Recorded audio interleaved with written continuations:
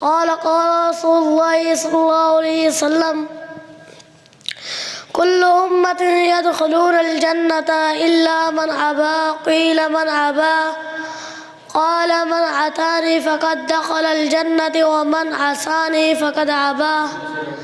قابل قدر میرے اساتذہ کرام، محترم ذی وقار مہمان گرامی اور جامعہ محمدی کے در خوشندہ ستاروں، آج میں جس موضوع پر بات کرنا چاہتا ہوں وہ ہے سیرت النبی صلی اللہ علیہ وسلم.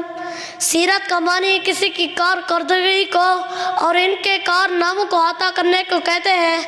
آج تک اس کائنات کے اندر ایسا محدث اور ایسا خطیب پیدا نہیں ہوا جو نبی صلی اللہ علیہ وسلم کی پوری زندگی کو عطا کر سکے. وقت کی نزاکت کو سمجھتے ہوئے میں آپ حضرات کے سامنے سیرت النبی صلی اللہ علیہ وسلم کے چند پہلوؤں پر روشنی ڈالوں گا. حضرات، آپ لوگوں کو معلوم ہوگا ہر شخص کی زندگی کے 3 دور ہوتے ہیں. پہلا دور اس کا بچپن ہوتا ہے، دوسرا دور اس کی جوانی ہوتی ہے، تیسرا دور اس کا بڑھاپا ہوتا ہے. اور ویسے بھی سیرت نگاروں اور خطیبوں کا اصول ہے، جب بھی کسی کی سوانح عمری لکھتے ہیں تو بیان کرتے ہیں. سب سے پہلے ان کا آغاز بچپن سے کرتے ہیں اور اختتام ان کے بڑھاپے سے کرتے ہیں.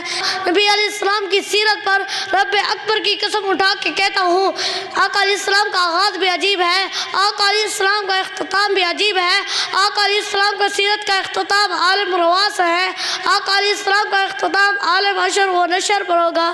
رات ایسا پیغمبر جس پیغمبر کا اٹھنا بھی اعلیٰ، جس پیغمبر کا بیٹھنا بھی اعلیٰ، جس پیغمبر کا قیام اللیل نہار بھی اعلیٰ، جس پیغمبر کا شب روز بھی اعلیٰ. وہ پیغمبر سیرت والا پیغمبر جو بہادر بھی ہے، جو صداقت کا بادشاہ بھی ہے، جو شرافت کا بادشاہ بھی ہے، اور ایسا پیغمبر جس کے دنیا میں کوئی ثانی نہیں. رب اکبر کی قسم اٹھا کے کہتا ہوں، اس دنیا کے اندر ماؤں نے بڑے بڑے لال جڑے ہیں، ماؤں نے بڑے بڑے حسین جڑے ہیں. رب اکبر کی قسم اٹھا کے کہتا ہوں، پوری حسن کو اکٹھا کر لو، نبی علیہ السلام کا حسن کا مقابلہ نہیں کر سکیں گے. رسول السلام کی سیرت کا ایسا باب، ایسا عظیم باب ہے جس کے بارے میں کسی نے صدیقہ کے نام سے پوچھا، ہمیں نبی علیہ السلام کی سیرت کے بارے میں بتاؤ، تو امی جان فرمانے لگی، اے لوگو تم نے کبھی قرآن نہیں پڑھا؟ پورا قرآن نبی علیہ السلام کا اخلاق ہے.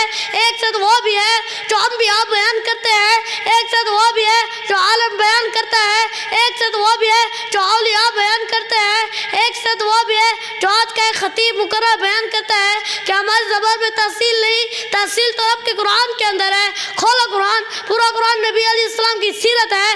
جب بھی میں قرآن سے نبی علیہ السلام کے اخلاق کے بارے میں سوال کرتا ہوں تو قرآن کہتا ہے وَإِنَّكَ لَعَلَىٰ خُلُقٍ عَظِيمٍ. جب میں قرآن سے نبی علیہ السلام کے چہرے کے بارے میں سوال کرتا ہوں تو قرآن کہتا ہے وَضُحَىٰ. جب زلفوں کے بارے میں سوال کرتا ہوں تو قرآن کہتا ہے وَاللَّيْلِ إِذَا سَجَىٰ. نبی علیہ السلام کی نبوت کے بارے میں سوال کرتا ہوں تو قرآن کہتا ہے یا ایھا النبی. جب میں قرآن سے نبی علیہ السلام کی رسالت کے بارے میں سوال کرتا ہوں تو قرآن کہتا ہے یا ایھا الرسول. جب میں قرآن سے نبی علیہ السلام کی ختم نبوت کے بارے میں سوال کرتا ہوں تو قرآن کہتا ہے ما کان محمد ابا آدم من رجالکم ولکن رسول اللہ وخاتم النبی. جب میں قرآن سے نبی علیہ السلام کے آنے کے بارے میں سوال کرتا ہوں تو قرآن کہتا ہے وما ارسلناک الا رحمۃ للعالمین.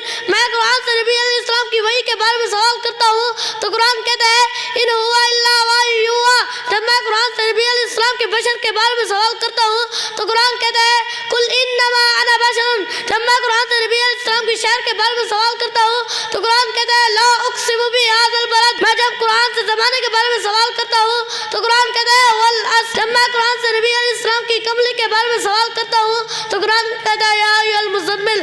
لوگوں آخری بات کرنا چاہتا ہوں، سمجھو رب کو قرآن کے اندر کہ اللہ نے لوگوں کو یا ایھا الذین آمنوا اطیعوا اللہ واطیعوا الرسول ولا تبطلوا اعمالکم. جب تمہارا اٹھنا بیٹھنا چلنا پھرنا اور اپنی زندگی کے معاملات اللہ اور نبی کے مطابق نہیں ہوگے، برباد کر دو.